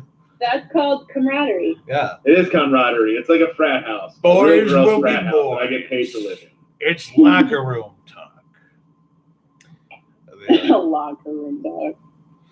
That's I understand resin as much as the next guy. There's only two of us that are in our late 30s. Everyone else is either 26 or 50 plus. So the two of us in our late 30s who don't want any, like, I just let me check my emails and do my work and go home. That's what I want to do. I spent 5 years not being able to do that. Please let me just do that. Let me do my thing. So, Ed, you're drinking cream soda. Yeah. What yeah. is Nate drinking? I cracked open a new one in the midst of all that conversation. The circle of life continues. So that's what I'm drinking. Nate, what are you drinking? Well, I'm so glad you asked. But before I get to me, I'm going to point out that my mom, me sainted mither, said she's drinking Fgw ginger beer. Mm. Now, if it's the ginger beer that I think of, she brought it. I was just down. I'm not down. I'm down. But we went up to Boyne. Up to Boyne. not just a couple weekends ago, and we do a little. We call it the condocation. We meet with my sister, my niece, my mom, my brood, and our friends who are like family. My sister's friend from high school, his wife, and their little boy, and they had their foreign exchange student from Thailand was there, and she brought this ginger beer down, and it had some kick to it, like it had a spice, and it was like a can like those tiny Diet Coke, Diet Pepsi cans, you know, Yes, like the kind I love those. like you would give out at Halloween. Happy Halloween, tiny soda, kids, you know, and so I had a couple, and they were delicious. They were really good, and they're available at the Marquette Co-op. So if you're the food co-op. The food co-op. I really miss Pepsi. Used to make Pepsi Gold, which was ginger Pepsi. Oh man, this shit was so good. Yeah, that lasted good. That was like 20 minutes that Pepsi Gold was available. Twas the spring of 2016. It was like Ginger was having a moment. It was really good, and it mixed very good with like Canadian whiskey or rye whiskey. Oh, that's what I was gonna say. Some rye, that'd be so yummy. Now, Dino, I was thinking of you today when I was at the grocer, and so today is Free Item Wednesday. Oh, yeah, and Free Item Wednesday. My producer just stopped in. They have something for me a little later in the show.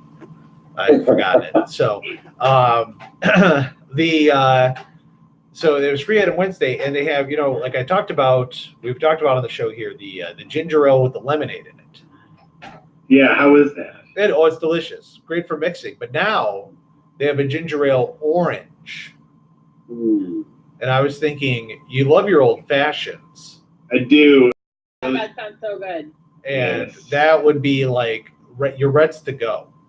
And that was a free item today, but it was full. They don't have a diet one, so I didn't get it. But I was like, hey, who would be all over this? It's from the good people at Canada Dry. Ginger orange ginger ale. Yes. With a little bit of bitters and some good corn or rye whiskey would be very good. Because I know that that delicious peaty scotch that you used to get for the reunions that I love to mix with my red pop. I will punch you in the face. I like just to mix those two. True story. I took that to my baseball draft, my fantasy baseball draft, which is me and 9 of my friends get together and drink way too much and talk about baseball for 10 hours, which sounds boring to everybody but me. I understand. Yes, everybody on this dais but you. Yes. Yes. Yeah, we get together. Hey, you do you, Dino. You do you. Don't let them get you down. Yeah, we get together and I Shut brought up, a bottle Meg. of that exact peaty astringent scotch, and I was the only one who drank it because everyone else thought it tasted like dirt. Oh man, I love it. I love it so much. Well, there's 2/3 of a bottle here, so come on over. What kind is it? What is the brand? The brand is Lafrague. Lafrague, and then when we had it, like Brandon nicely poured everybody. That was the great thing about Miracle's house is there was no shortage of correct alcohol glasses. Yes, he had a ton of rocks glasses. Just what you need for scotch. All the highball glass needs were at Miracle's house, and so we have this. There's he pours me a rocks glass, and we're like, hey, we're all gonna go outside and have a cigarette. You in there, Shafster? That's me, one of my old nicknames. And I was like, yeah, I'll be right out here. And without thinking, because I was like, oh, I don't want to take the drink outside. I just chug it. I just chugged a rock. 2 fingers of extremely astringent, very peaty scotch. And I'll tell you this, felt pretty good. Bold and dynamic. It was bold and dynamic. I think it kind of tastes like peroxide smells. A little bit, I can see that. Like Nate bolted that scotch down and then looked down and had a full bear rug on his chest. It put that much hair on yeah, exactly. It was I was like, well, I'm gonna be shaving again. It was get out the lawnmower. I mean, it's probably the most delicious scotch I have ever had, and I love to give Dino shit about it. Tell him I'm always gonna mix it with some shit soda. Like, yeah, it's usually Rock and Rye or Red Pop. Rock and Red Pop, yeah. yeah, it's always That's, like that's the recurrent, or Josta. Or what was the one that Ed had? The orange Coke. Not like that. Oh, yeah. Orange vanilla Coke. Yeah. yeah. I had it and it's nasty. Orange vanilla Coke is all right if you've never had orange soda ever in your life, or Coke. Or Coke. Like if you just got off the Amish farm and somebody was like, "Welcome to the city," you'd be like, "Oh no, this is pretty neat. What do you You're call like, this?" I'm on my Rumspringa. What do you have to offer me? Here's your orange vanilla Coke. Go nuts. I just left the Mormon church. Well, try this. Whoa! It tastes like you go to the fountain machine and you go to the Coke, and the Coke is clearly running out, and you realize it's about a third way through. So you switch over to vanilla Coke, and then that shits out too. So then you finally switch to fucking Shasta. Yeah, That's working. some Shasta orange, and you're just like, "We'll see what happens." Yeah. Fuck it. It's all fucking bubbles, man. Fuck it. Back in bottles. But as to what I'm drinking, I already polished off one, and this one's almost gone here. I have fallen in love with the White Claw Nation, ladies and gentlemen. I really enjoy it. This is the ruby red grape, or the ruby grapefruit. I guess it's implied that it'd be red. Now I've tried the White Claw, and as much as I love seltzer and bitter alcohol, I don't like it. Now you might like the Smirnoff ones. You might. Are they sweeter? Yes. Yes, they're a little sweeter. I don't like them. I think they try. It literally tastes like what it would sounds like when someone tries too hard. Like if you were to encompass that personality into a can, that's what the Smirnoff hard seltzers taste like. I don't know. White Claw is crisp and refreshing, and at just 3 grams of carbs, it'll never fill you up and it won't slow you down. White Claw hard seltzer. Katie Forrester would be so excited that I'm pimping White Claw. King's biscuit powder. Now I also Ice Cold. Heavens, they're tasty. Ice Cold, the dancing machine, because he and his wife are the Dancing with the Stars Marquette style. That's right. They're the champions, and That knowing Ice Cold from the year of our Lord 1999. That is the craziest shit in the world. yeah, to me. yeah. If like me, if this Naders came back to 1999, like went up to the porch and was like, guys, time travel works. I really wish I would have brought some lottery numbers. I wish I would have thought of that in advance, but here I am. And I'm here to tell you that number one, Nate, you're going to grow a beard on purpose. And number two, Rick, you are going to not only participate on purpose, but win a Dancing with the Stars contest with your wife. And they had like these Caribbean clothes on. And I was like, please, for the love of shit, tell me you're reenacting the Cosby Show intro. Oh, that would be amazing. I was like, please tell me that's the music you're using. Please tell me that's it. But it wasn't. I can see it though, because Dina might not know this, but Ice Cold is my ex-brother-in-law. And we did an amazing entry into a wedding reception together as bridesmaid and groomsmen with a lot of coordinated dancing. One of Ice Cold's siblings married one of your siblings? Yes. Yes. Yes. Yes. Yes. Not no more, but yes. And for many years, Ice Cold was my like Republican foil, like being the oldest children in the family. We understood each other. We were like Bizarro twins. Yeah. And I miss him. I enjoyed his. He actually asked if you were still on the show. I'll tell you. He was like, I'm not going to listen. I'm not going to come on. I'll tell you. As much as Ice Cold and I will disagree about many things until the end of time. There isn't a better setup man in the business. Without question. He will literally he is the epitome of yes and. He will throw you the juiciest alley-oop that you may then dunk with aplomb. Yeah, dude. He will underhand pitch you some shit that will just he will underhand you just the juiciest tater that you can then hit 500 feet. Like those fucking mobile games where they're like, if you can hit the clock tower, you can go to the moon. Have you seen those? Like when you're scrolling through your Facebook? Yeah. Those are like always the ad. They're like, see, I don't get those ads. I get ads for breast minimizing bras, and I'm like, wait, guys, your algorithm is not working. I'm like, you're wrong. You're like, I'm ordering 6. You're like, I'm gonna capitalize on that sweet Asian market. Oh, that's rude.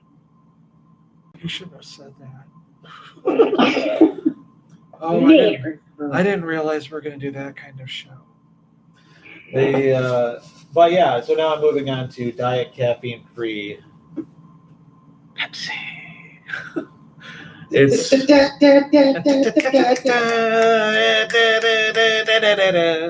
tell you what, the convenience and the necessity of caffeine-free products has really snuck up on me here in my late 30s. It is. Welcome. Yeah. I remember when I first started doing the show regularly, and Ed was like, I don't know, Dina's like 30. He's like a lot younger than us. No, I'm 38. I know. I met all y'all motherfuckers in college when you were a year and a half old. We all call him Baby Dino. I smoked a lot of weed. I don't know what. You've aged drinks, you've aged drinks. Thank you. If you could see, like, every day, like, I'll be in the mirror just combing my hair or whatever, and then I will find a big old gray hair and pluck it out of my head and hold it up to my wife's face, because she makes fun of me when I say I'm starting to go gray, because she has grayed earlier than I. Yes. My wife is also great. It's mostly my fault, but she's great earlier. Yeah, see, with that I agree. Most of my wife's gray is my blundering ass fault. Yeah, it's my nonstop shenanigans. Oh, dang. Now, do you guys want to hear something crazy? Do tell. All right. Now you can't see it because it's on the video, but it'll be for my mom who's watching, and somebody who stumbles upon this somehow, like on YouTube one. Oh, you really like watching that video about a cat playing a keyboard? Watch this Shlomo and his friends. So I'm at the grocer today. All right, there I was, and I'm walking by, and just like a pod, like and there was an item out of place on the pod, and I had to buy it. I'm going to hold up the box right now, and I'm going to tell you what it is, because you guys can only hear me, not see me, because I'm using my camera to be on YouTube. But it's a box of cereal. And the box of cereal is a Post limited edition Honey Bunches of Oats chicken and waffles. No. Yes. Chicken and waffles flavored cereal from Honey Bunches of Oats. Now, here's the thing. I love chicken and waffles, but I don't want them to use whatever spray that they use to make the little oat things taste like chicken. I want you to hear this right now. Honey Bunches of Oats is celebrating Cereal Day by bringing your favorite brunch into your cereal bowl. Sweet and savory unite in a flavor-intense cereal that combines chicken and waffles flavored goodness for a unique breakfast experience. They got that one right. It is unique. Disclaimer: absolutely no chickens were harmed in the making of this cereal. It's not like chicken in a biscuit that has actual chicken. Yeah, it isn't made with chicken broth or anything. I do not post a photo of your chicken and waffles cereal with hashtag Honey Brunches of Oats and show everyone how you enjoy this tasty limited edition cereal. And there's a rooster on it. Oh, hey, how fitting. It's my hee-haw clock. I'll tell you, I had to call my student loan people the other day when I was off, and I called them just before 10 a.m. So there I am trying to explain why they should not garnish my wages to my student loan people because I'm on speaker, because I'm typing and talking. And so they're just like, okay, Mr. Starr, well, yes, we're looking over your finances. And it's just like, and I'm like, I'm sorry. That's you don't my, understand. That was a 40th birthday gift. that's my hee-haw clock. I'm glad it didn't just play like, because as it is now, it's just like. They're like, we're going to go ahead and forgive all of your loans now. No, they We're haven't just butter gonna- your corn. No, they're like, We're just obviously gonna- you are Well, poor. Mr. Starr, it just so happens that I am Junior Samples Jr. Or they're just like, well, obviously you're impoverished. How many teeth do you have? Are you currently drinking out of a jug with 3 X's on it? Is there a sad old hound dog next to you? And then at one point, my fence hit me in the butt because my joke was just too lame. For the Yep. And then a very old, very thin Southern man with a crow on his shoulder yelled at me. String bean, maybe piece. The story of String Bean is horribly sad, by the way. It is. It's very sad. He was a very nice man and met a very tragic end. Oh, no. Now you have to tell us. Well, okay.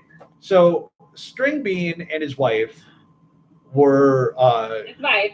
products of the Depression and the Grand Ole, but went on to raging success in the Grand Ole Opry. Yeah. And these well, are and the then two people in that painting. well, in that and That's no. Well, Ed's not far from right. He's wrong, but he's not that far from right because String Bean looks a lot like the dude from Grand Ole American Gothic.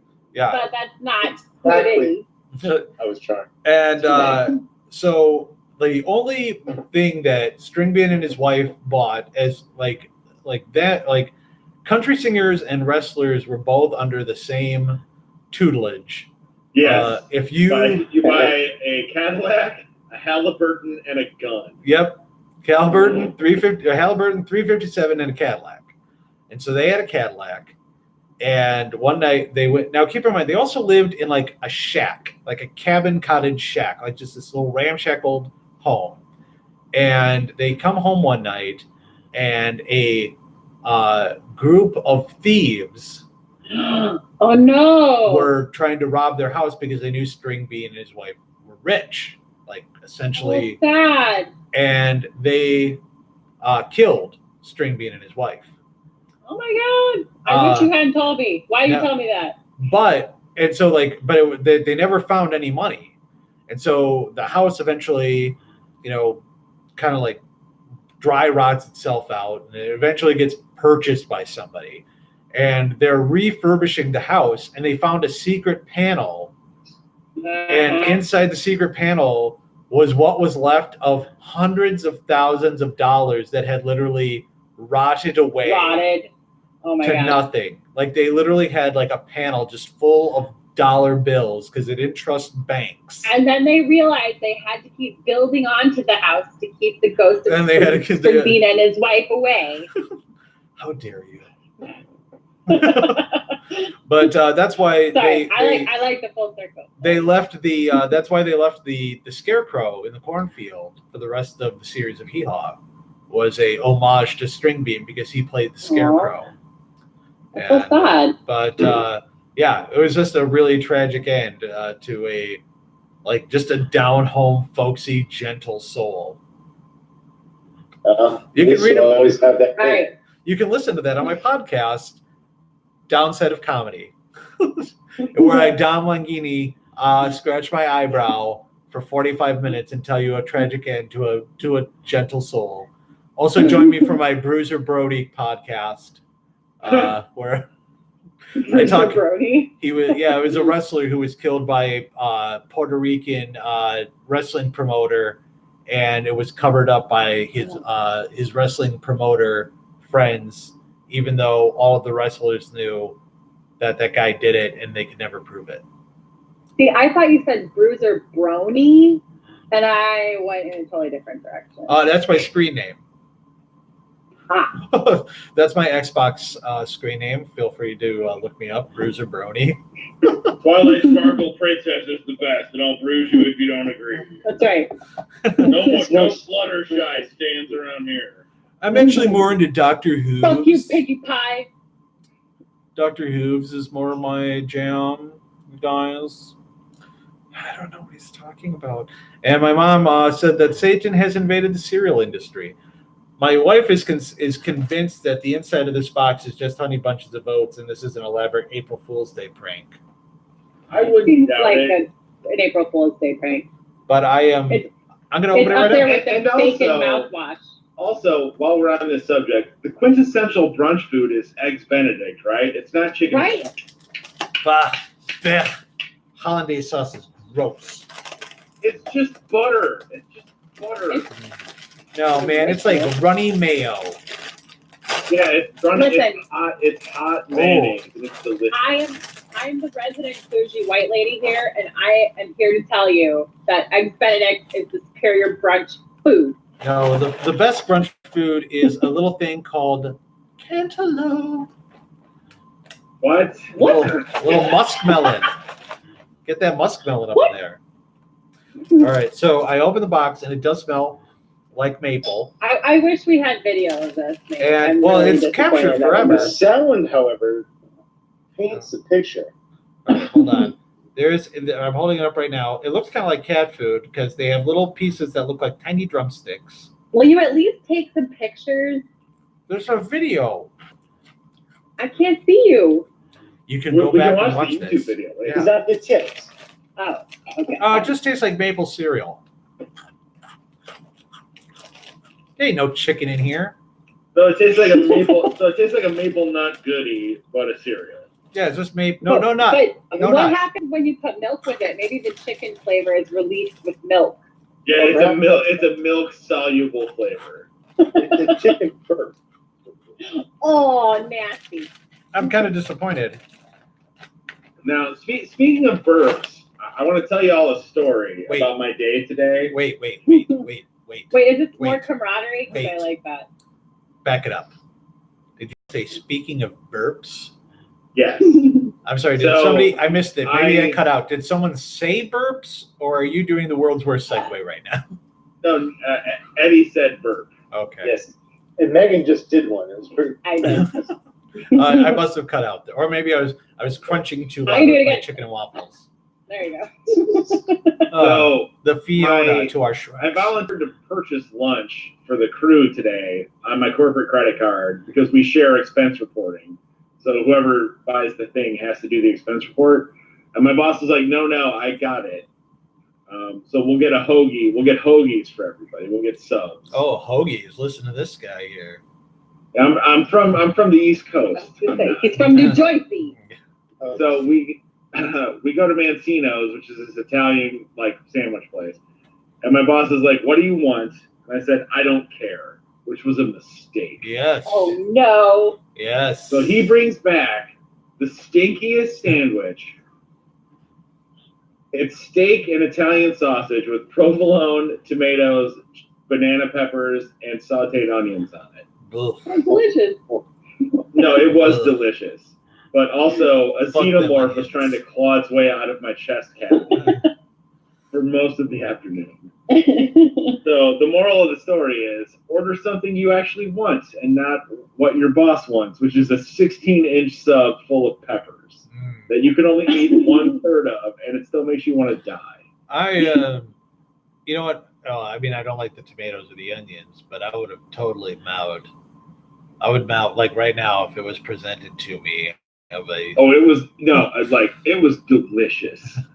I would- Yes, I would eat that. That sounds It was not delicious. Even, not even Well- sorry, like how much I would have eaten that, and then filled the van with my own sausagey burps for the rest of the drive. Oh, it was brutal because like everybody else apparently did what I did and said, whatever, dude, I don't care, man.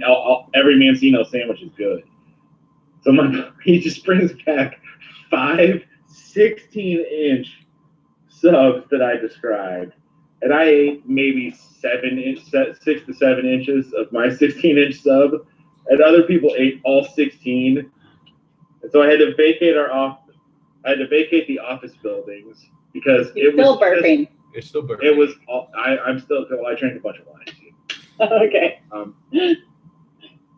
I had to vacate the offices just because of all the gross gas everyone had from eating all of that Italian sausage. I like the idea of you only being able to eat like a third of your sub, and then you get the nickname bridesmaid.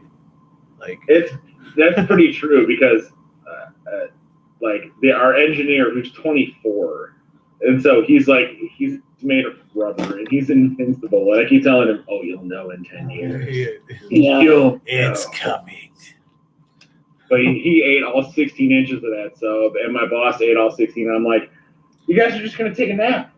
Like, just tell me what needs done this afternoon, and I'll go do it. Because you guys are gonna fall asleep at your desk. Burp yourself into a coma. When I would go to Miracle's house, I would insist that we go to this eatery in Lansing, in Old Town, called Meat Southern Barbecue. That place was so good. It was just called Meat? Yeah, it's called Meat Southern Barbecue. But it was like meat was in big letters, and then like tiny Bugs Bunny print was Southern Barbecue. So it was called Meat. And they had a sandwich called the Boss Log. And it was like the menu says that it's like 2 patties of burger. It had a garlic sauce and a fried egg, bacon and cheese on both patties, and then it was served on a bun. All right, so no vegetables. Yeah. And it was delicious. But it was like every time I got it, would be like we'll say 3 months, like I would go visit, and like Dino would be there, or like Derby would be there. Sometimes Eddie, just like we'd always have a group of people, and I'd always get the Boss Log. And it was almost as if they knew who I was, and they were challenging me, because every time I would get it, there would just be more patties of meat and cheese on it. And I swear to God, no lie, the last time I got it, it looked like the burger was made by Dagwood Bumstead. It was like a shaggy sandwich. It was smush it down, and then he ate it, and his neck turned into an accordion. Yeah, it was I had to tie it down with twine so that I could actually put it in my mouth. And it was just this obscene amount of food, and I would always eat it. And the last time I got it and ate it, I was like, all right, and then I was like, all right, we're gonna eat, and then I'm gonna go home. And so I ate, and I like finished my food, and I texted my wife, and I was like, I'm gonna be about an hour late. Yep. Because I have to lie on this couch and moan for about 20 minutes. Yeah, last time I ate at Meat, I got what they call the disco fries. Yes. Which are a big mess of Cajun fries with brisket, pulled pork, and bacon gravy on them. Oh my God. What? And it's so good.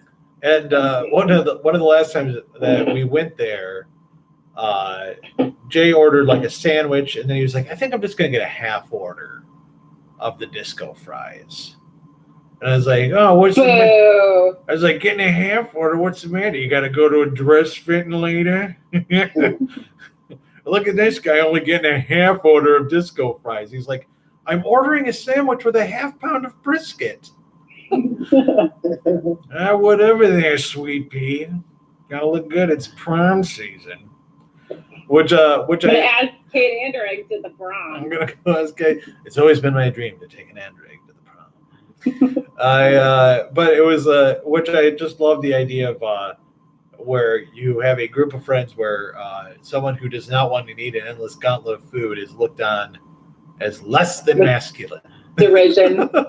Yeah, What's the matter? You can't eat a whole. You can't eat a whole 16-ounce steak, and then have a steak on top of that steak, and then that is between my sirloin. 29th and 30th birthdays, I lost like 70 pounds. And I managed to keep most of it off. But during that time, it was just like, no, look at this guy. He's eating a salad. Hey, what's up there, yeah, Mary? dude. Like, sorry, I just need to lose weight. It's not like a huge thing. Just please quit making fun of me for making healthy eating choices. Yeah, when we went to WrestleMania, the reunion we had at your house, Dino, we went to that Coney, and Miracle and his wife split a milkshake. They got a milkshake with 2 straws. Yeah, we were like, split. We were like, split a milkshake, and we're just like,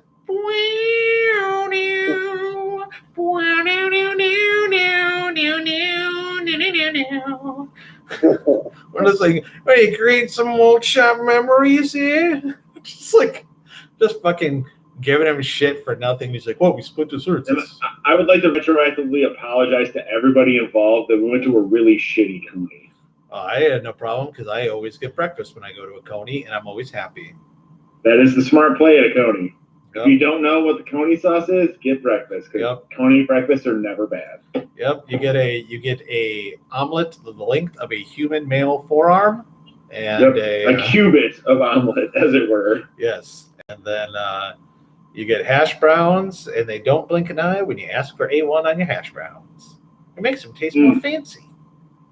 A1 on your hash browns, really? Yeah, I used to do that too when I was playing softball. We would go to this bar after the games, and I would get a burger and fries, and then ask for A1 and dip the fries in the A1. A1 on potatoes is surprisingly tasty. Oh, it's delicious. Hi, I'm from the Midwest. Yeah, hi. We put sauce. We call things sauces or dipping sauces when they're just not a thing that you would normally put on something. How? But the ad says save the ketchup for your fries. How do you define the ad? Fuck ketchup. Ketchup had its time. Ketchup is over. Yeah, I'll eat ketchup on burger. It's fine, whatever. No. My preferred burger sauce arrangement is Heinz 57 and mayonnaise. No. that's my counterpoint. No. I put A1 on my burger. When I go to Five Guys, I put some A1 on that shit. Mushrooms, jalapenos. Five Guys for sure, because they don't have Heinz 57 there, so it's A1 and mayo. Yeah, what is it, like fucking fancy ketchup? I don't even know. Fancy ketchup is like the worst because it smells. It smells like poverty. I don't know if there's a difference between ketchup and fancy ketchup. I've never molecularly checked it. Oh. Get the spectrum. Hey, assistant, get the spectrometer. Test this shit. Yeah, there's a difference. There's a difference. That's like saying that if Hunt's ketchup is there a difference between Hunt's ketchup and Heinz 57? Oh, between Heinz 57? Yeah. Oh, it's not even the ketchup. That's what I mean. Close to ketchup. It's a bunch of shit. I don't even know what's in 57 sauce. Yeah, I know. Heinz 57. Yeah, that magic Heinz 57 sauce that looks like what happens if ketchup went to college. It looks like a raw umber crayon. It's like if X-Men and X-Force got together and in sauce form. Yes. How relatable. Yes. Yep. No, I'm actually 100% in agreement with Ed. It's Cable and Domino plus Beast and Jean Grey. Oh, yeah. Jesus Christ. In sauce form. What makes me mad is I know what you're fucking saying and I agree with you. It's just such a fucking niche comparison that it's like, for this show, Heinz 57 is like the middle ground between ketchup, who's very acceptable and polite and tries to fit in with society to make a better name for tomatoes, and Heinz 57, who will just shoot a motherfucker. Yeah, that's the thing. Is I think ketchup tries too hard. Ketchup is the bacon of condiments. Everybody's like, oh, I put ketchup on my ketchup. I love ketchup. Ketchup. Yeah, fuck off. Now, see, I think you feel that way because you were raised in the UP. What are you talking about? Everybody loves ketchup on their goddamn pasties. That's what I'm saying. Ketchup on a pasty is the wrong sauce. It's the grossest. I'm team gravy all day. I don't think it's. You know what would be very good on a pasty, but it would be sacrilege, is sausage gravy. I'd do it. I'd fucking do it. I'd fucking do it. Because I'm already team gravy. So now I'm just trading gravy style. Right. Now, if you took that bacon gravy for meat and put that on a pasty, holy shit, Batman. Oh. It would be as if I had robbed Zeus Hadamaki's table. But sorry to have to like force the descent from afar, but like I gotta go to bed pretty soon because I drank a bunch of wine. It is 10:25, so we are a little over. Yeah. Let's talk about things to check out in the week to come. Maggie seems to have disappeared because she's not talking, so I'm sure she's muted, telling her kids to go to bed or homework or stop watching slime videos on YouTube. So Dino, what are we checking out here in the week to come? I'm here. Well, a couple weeks ago when I was here last, it was recommended that we should do more music recommendations. So I'm going to do that, and I'm actually going to play a 15-second clip. Whoa. Yeah, so I'm recommending the album Where the Change Is by the band The Flashing Lights. And I'm going to play 15 seconds of the title track. Since you've been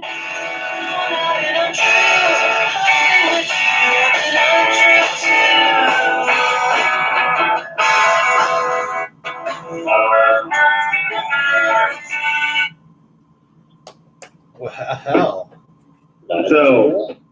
So yeah, that's one of my favorite albums of all time. It's a very jangly, sort of bright, happy, summery pop-ish. It reminds me of like Fountains of Wayne, kind of, and the Breeders at the same time.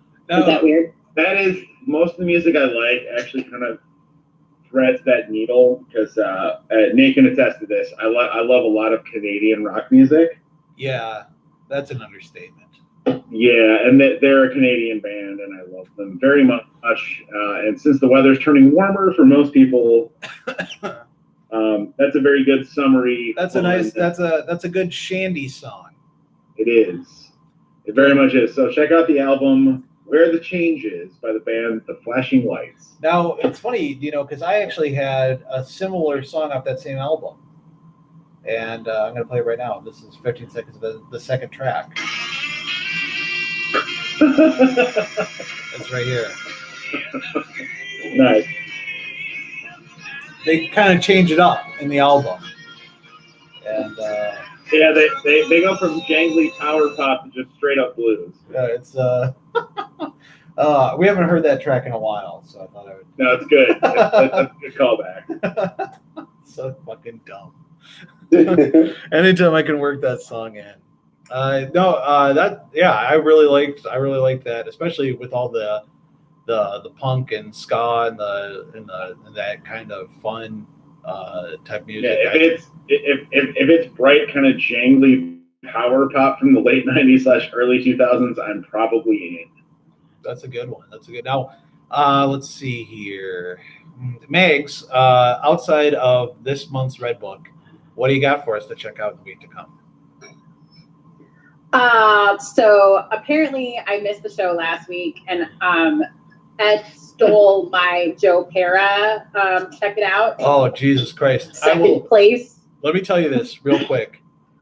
So Ed is singing the praises of Joe Pera last week, and he said, he's like, you gotta check it out, Set Marquette.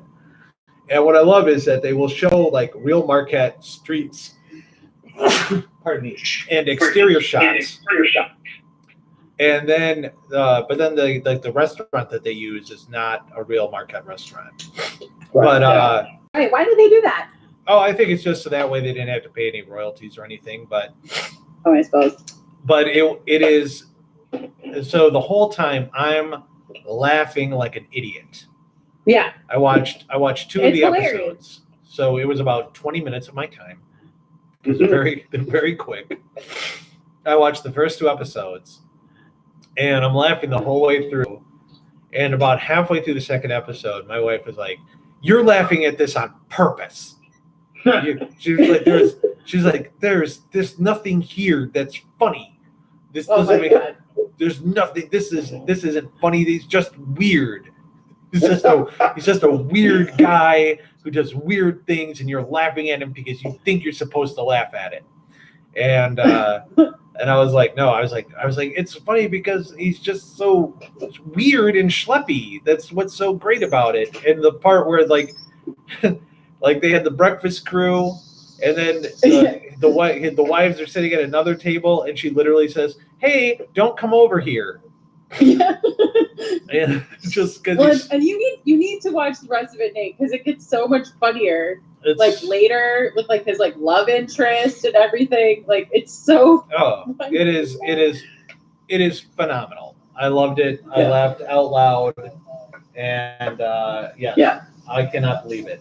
How great that was. I'm so glad that you guys introduced that to me. So in the absence of that has already been introduced, second runner-up will be the Our Planet, One Planet, David Attenborough, Planet Earth